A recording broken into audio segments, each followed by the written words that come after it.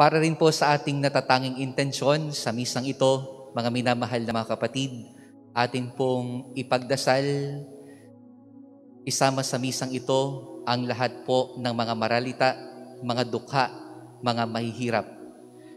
Dahil ngayon po ay ipinagdiriwang po natin ang pandaigdigang linggo ng mga maralita. Kaugnay po ng pagdiriwang na ito, hayaan niyo pong basahin ko sa inyo ang ipinadalang homilya mula po sa opisina ng ating arsobispo. Mapalad tayo na magkaroon ng mapagkalinga at mapagmahal na Diyos. Siya ay patuloy natin na papurihan at pasalamatan sa pagbibigay sa atin ng pagkakataon na magkasama-samang muli at makiisa sa banal na misa natin habang ipinagdiriwang ang pandaigdigang araw ng mga maralita. Tunay na napakaganda ng ating pagkakataon na magpasalamat sa Diyos sa napakaraming biyaya na Kanyang ipinagkakaloob, lalo na ang Kanyang pagtawag sa atin na makibahagi sa gawaing ito ni Kristo. Ang maging biyaya sa ating kapwa, dukha. Mapalad tayo na maging kaisa sa paanyaya at misyon na ang mabuting balita ay ipalaganap kalakip ng ating pagpapahalaga at pagtulong sa mga mahihirap. Sa ika-5 taong ito ng pagdiriwang ng pandaigdigang araw ng mga maralita, ang tema na pinili ni Papa Francisco ay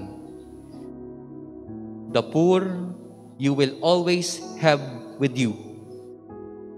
Nilalayon ng mga katagang ito na pagnilayan ang katotohanan na sa iba't ibang pamamaraan ng ating paglilingkod at kawanggawa, mapapatunayan natin na ang ating pag-ibig at pakikipagkaisa kay Jesus ay susi ng ating pagkakabuklod-buklod sa anumang hamon o sakuna, sa anumang panganib at pangamba. Sa ating unang pagbasa mula sa aklat ni Propeta Daniel, isinasaad na yaong may pagkaunawa at umakay sa marami tungo sa kabutihan ay magniningning na parang tala sa kalangitan magpakailanman.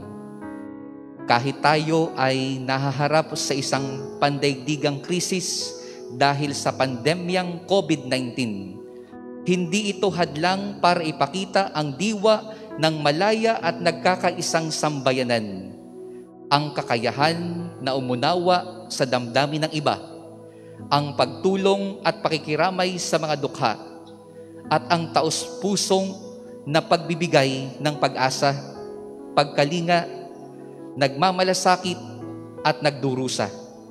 Ito ang saligan ng nagkakaisa at makatarungang lipunan.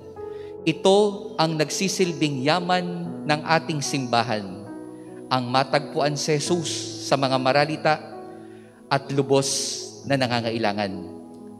Sa katunayan, bawat isa sa atin ay may pananagutan na magbahagi sa ating kapwa ng ating kaalaman at kakayahan ng may pagmamalasakit, kalayaan at kababaan ng kalooban.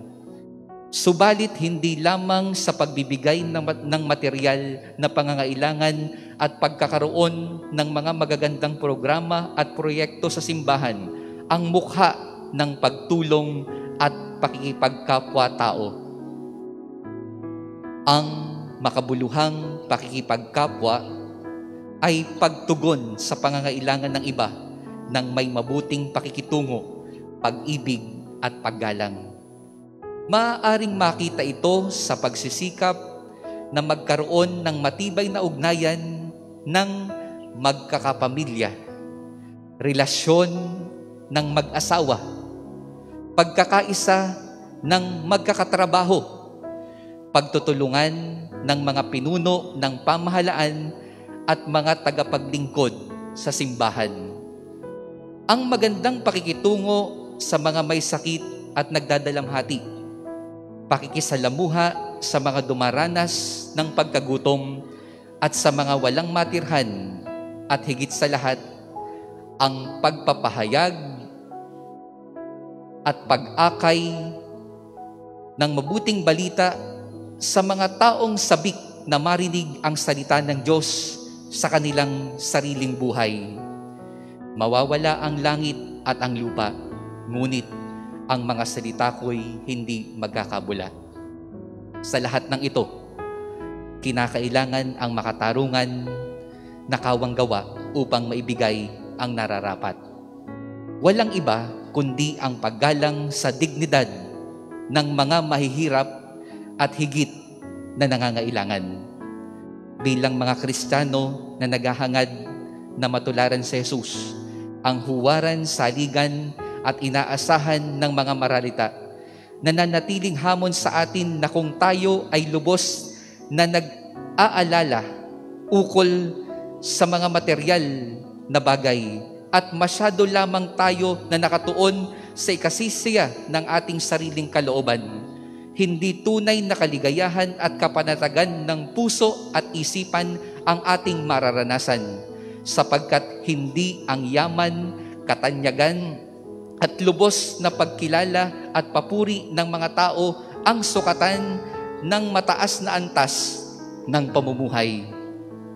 Sa mata ng pananampalataya, ang tunay na mahirap ay hindi siyang kapos sa pangangailangan at nangangalap. Bagkus, ang taong makasarili, palalo at mapagpanggap. Ang taong hindi naghahangad na matagpuan si Jesus sa mga nahihirapan, naghihikahos at mga nagdurusa, ay siyang dukha sa pag-ibig at awa ng Diyos at sa kanyang mga pagpapala.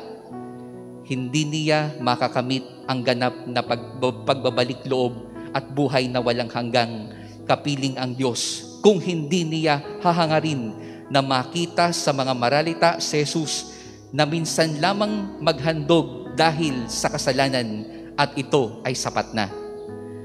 Lagi nating tandaan na kaakibat ng ating pananampalataya at misyon ay ang ating mabuting gawa at responsibilidad para sa ating kapwa.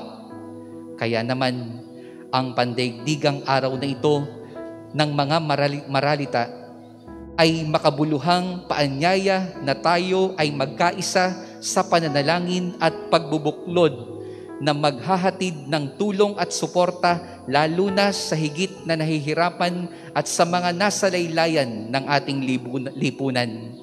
Huwag nating sayangin ang natatanging pagkakataon na hangarin at maging katuwang sa pagkamit ng kabutihang panlahat at ng panlipunang pag-unlad para sa ating sambayanan.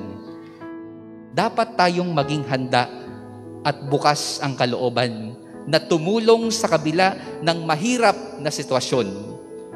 Ang ating pananagutan, pagmamalasakit at pakikipagkapwa sa iba ang nararapat na dahilan ng ating pagkakaisa upang makamit ang tunay na kaligayahan at buhay na walang hanggan na inilaan ng Diyos sa ating sambayanan. Kung kaya't ang araw na ito ay dapat maging tanda upang magsikap pa tayo sa pagkakamit ng dalisay na pagbubuklod at ganap na pakikipagkapwa ng ating komunidad tungo sa magandang kinabukasan ng ating simbahan. Patuloy rin nating ipanalangin ang mga nagdurusa at nahihirapan, lalong-lalo na ang mga biktima ng diskriminasyon at ang mga nasa laylayan ng ating lipunan.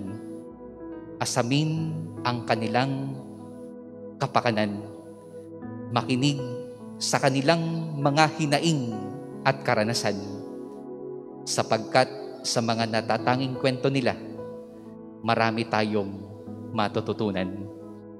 Sa kanilang presensya, tanging si Jesus ang ating matatagpuan. Sa pagtitig sa kanilang mga mata, ang mukha ng pag-ibig at awa ng Diyos ay ating mababanaagan. At sa pakikipagtagpo sa bawat isa sa kanila, ang paghahari ng Diyos ay ating ganap na mararanasan.